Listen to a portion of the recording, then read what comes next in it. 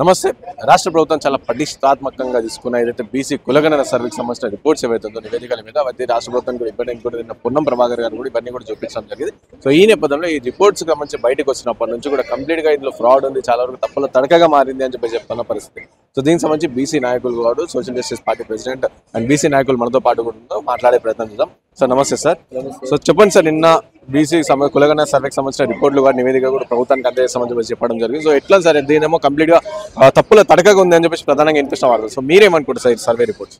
ఇది పూర్తిగా కులగణన ఏదైతే జరిగిన కులగణను ఏదైతే లెక్కలు బయటికి ఉన్నాయని చెప్పి నిన్న మంత్రి గారు ఉత్తమ్ కుమార్ రెడ్డి గారు ప్రకటించారో అవి పూర్తిగా తప్పుల తడక ఉన్నాయని మేము క్లియర్గా చెప్పదలుచుకున్నాం.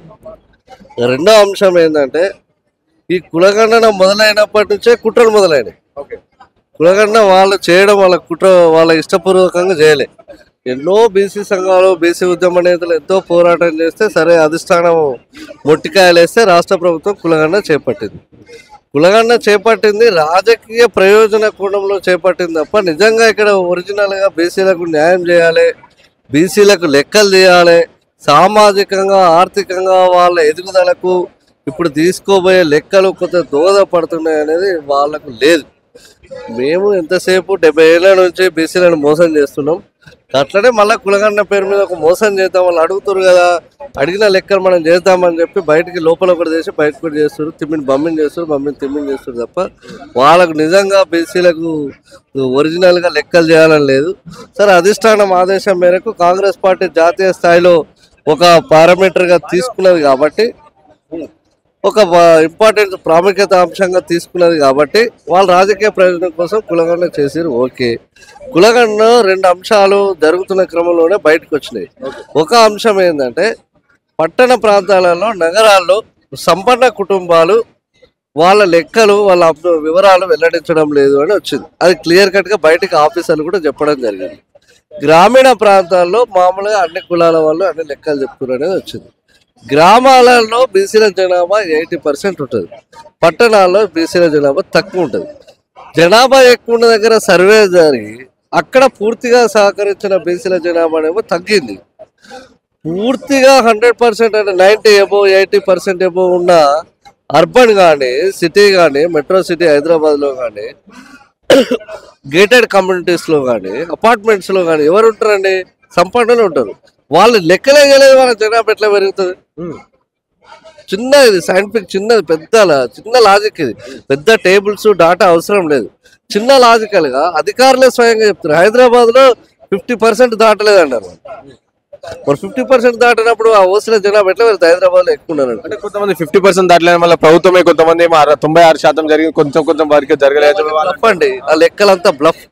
మమ్ముల బీసీలను పూర్తిగా మోసం చేసే ప్రక్రియలో భాగంగా వాళ్ళు లెక్కలు ప్రకటించారు. రేపు ఆమోదించే కార్యక్రమం కూడా మొదలుపెట్టారు. రేపు ఇవన్నీ చేసిన తర్వాత వాళ్ళు ఏదైతే ఈడబ్ల్యూఎస్ రిజర్వేషన్లు ఉన్నాయో, ఈడబ్ల్యూఎస్ రిజర్వేషన్లో 10% రిజర్వేషన్లు శాస్త్రీయంగా ఇంప్లిమెంట్ చేసుకునే భాగంలో కుట్రలో భాగంగా చేస్తుంది. అంటే లాస్ట్ టైం కేసీఆర్ గారు చేసిన సర్వే ఒకరోజు కుటుంబ సర్వే అని చెప్పేసి, సకల కుటుంబ సర్వే అని చెప్పేసి ఏదైతే చేసారో, సో అప్పుడేమో బీసీల జనాభా ఒకవైపు వస్తే ఇప్పుడేమో కొంచెం తగ్గి వచ్చింది అని చెప్పేసి కూడా చెప్తా ఉన్నారు. అంటే ఇది ఎంతవరకు? అంటే అప్పుడు తక్కువ బీసీల జనాభా తగ్గుతుంది, ఓసీల జనాభా పెరుగుతుంది, సేమ్ ఉంటుంది కదా జనాభా పెరుగుదల తగ్గుదల. వాస్తవంగా చెప్పాలంటే బీసీల జనాభా పెరిగి ఓసీల జనాభా తగ్గాలి. ఎందుకంటే ఇప్పుడు హైదరాబాద్లో ఉన్నారు, ఎడ్యుకేటెడ్ పీపుల్ ఉంటారు, వాళ్ళు ఫారెన్ వెళ్ళిపోతారు. ఫారెన్ వెళ్ళిపోయిన వాళ్ళు ఎవరు? మాక్సిమం మన పాస్పోర్ట్ వీసాల దగ్గర అక్కడ చూస్తే ఎవరు వెళ్తారు? ఫారెన్ వెళ్తున్నారు. 90% ఓసీలే ఉంటారు కదా, అగ్రకులాలు. వాళ్ళు ఇంకా వేరే స్టేట్స్ వెళ్ళిపోతారు. బీసీ లోకల్గానే ఉంటారు. వీళ్ళ పర్సంటేజ్ తగ్గింది, వాళ్ళ పర్సంటేజ్ పెరిగింది. వేరే దేశాలకు వలస పోతున్న మన అప్గ్రేడ్ కంట్రీస్కి ఎవరు పోతారు? ఓసీలే కదా, 90% ఓసీలే పోతారు. ఓన్లీ 10%లో బీసీ ఎస్సీ ఎస్టీలు ఉన్నారు. అంటే ఇంకోటి ఈ సర్వేకి సంబంధించి ప్రభుత్వం కూడా చెప్తా ఉంది, ఏదైతే బీహార్లో చేసిన సర్వే 6 నెలల టైం పట్టింది, కానీ మనం కేవలం 50 రోజుల్లోనే చేసినామని చెప్పేసి, బడ్జెట్ కూడా చాలా తక్కువ చేసినాం, ఇది సంచలనం, ప్రతిష్టాత్మకం, ఇవన్నీ పదాలు కూడా వాడతాం. తప్పదు, అదంతా బ్లఫ్. వాళ్ళు రాజకీయ ప్రయోజనం కోసము మేము ఏదో చెప్పినామని చెప్పుకోనికే తప్ప అదంతా ప్రాక్టికల్ గా రాంగ్. వాళ్ళు ఎక్కడ కూడా పూర్తి స్థాయి లెక్కలు సేకరించలేదు. ఇప్పుడు ఐఏఎస్ అధికారి, ఇప్పుడు బీసీ లెక్కల చైర్మన్ ఉన్న ఐఏఎస్ అధికారి ఇంటికి వాళ్ళు పోలేదు. పోతే ఒకటే ఇల్లు తీసుకుని పోయారు. ఒక అపార్ట్మెంట్లు ఎన్ని ఉంటాయి? దాదాపు 50 కుటుంబాలు ఉంటాయి. 50 కుటుంబాలు లెక్కలే తీసుకోలేదు. చాలా గేటెడ్ కమ్యూనిటీస్ లో అడిగే పెట్టలే. కొన్ని దగ్గర అపార్ట్మెంట్లలో బోర్డులే పెట్టారు, మా దగ్గర సమగ్ర కులగణనకు రావద్దని. ఈ నానా రకాల కుట్రలు జరిగాయండి. ఓసీలు వాళ్ళ వివరాలు ఇవ్వలేదు, బీసీలు చాలా కరెక్ట్గా ఇచ్చారు, కానీ లోపల గ్యాంబ్లింగ్ చేశారు అంత.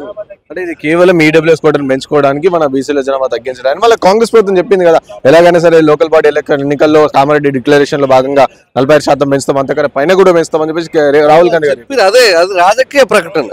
మేము పెంచుతున్నామని చెప్పుకోనికి రాజకీయ ప్రకటన, కానీ ఇందులో పెద్ద కుట్ర దాగి ఉన్నది.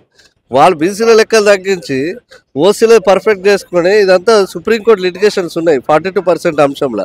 ఆ సుప్రీంకోర్టు లిటిగేషన్స్ అడ్డం పెట్టి మళ్ళీ ఇవి తగ్గించి వాళ్ళ ఏడబ్ల్యూఎస్ కోట మటుకు వాళ్ళు పర్ఫెక్ట్ చేసుకుని 10% ఇంప్లిమెంట్ చేయడంలో కుట్రలో భాగంగా ఇదంతా చేస్తున్నారు. ఇంకోటి సార్, నిన్న తీర్మాన్ మల్లన్న అధ్యక్షతన వరంగల్ సభ బీసీ సభ అని చెప్పేసి జరిగింది. సో అందులో మల్లన్న గారు మాట్లాడిన మాటలు ఏవైతే అంటే ఉచ్చలు అవుతారు, అది ఉచ్చలు అది అని చెప్పేసి రెడ్ల సామాజిక వర్గం సంబంధించి బహిరంగంగా కూడా ఇవన్నీ వ్యాఖ్యలు చేయడం, సో చాలా దుమారం కూడా వ్యక్తం చేసి రెడ్ల సామాజిక వర్గం కూడా అందరూ కూడా తీవ్రమైన వ్యతిరేకత కూడా చూపిస్తాను. సో ఈ వ్యాఖ్యలు మీరు ఎట్లా చూస్తారు? ఇప్పుడు రెడ్డి సామాజిక వర్గం నుంచి ఆయనని కౌంటర్ చేశారు మా ఉత్సదాగురాడు, ఆయన దానికి ప్రతి కౌంటర్ చేసిండు. ఇప్పుడు మరి ఆయన కౌంటర్ చేయడం అనేది వాళ్ళ విజ్ఞత నేనా? తప్పు కదా. ఒక ఉద్యమానికి, బీసీ ఉద్యమానికి ఆయన సీరియస్ మూమెంట్ కి నాయకత్వం వహిస్తుండు. ఈయన ఎట్లా పెడతాడు కామెంట్? తప్పు కదా. సో ఇప్పుడు తప్పుకు చర్యకు ప్రతిచర్య ఉన్నట్టు ఆయన ఒక పొలిటీషియన్ గా ఆయన నన్ను ఉత్సదాగమంటారని అదే ఆవేశంతో మీరు మా ఉత్సదాగుతున్నారని అన్నారు.